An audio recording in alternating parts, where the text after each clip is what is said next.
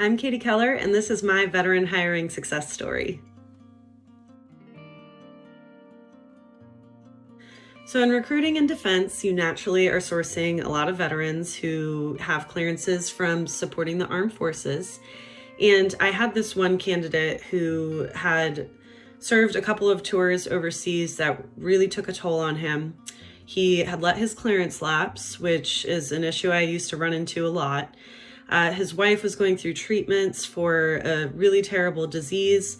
He was trying to make ends meet by supporting car services. He was working as a contractor and unfortunately was having a lot of trouble finding a company that would sponsor him to get that clearance back. As you know, that takes a lot of time, which some of the smaller contractors, even the bigger contractors, don't necessarily want to wait for. Filling out the SF-86, going through the background investigation. At this time, background investigation levels and that timeline, the backlog was huge.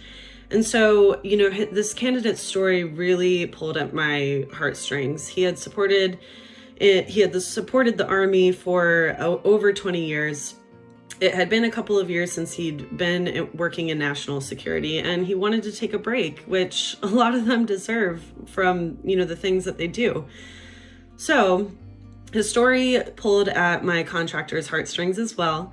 We had just won a contract. It wasn't in the location that he was in, but he was so willing to move as long as his wife could, get the treatments that she needed. And my contractor was willing to sponsor him, which is great.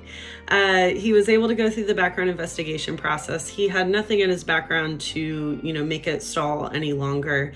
And we eventually got him a job. So investing the time in folks, a lot of time contractors can't do, but we had the opportunity to do it and we were willing. So that's my veteran hiring success story.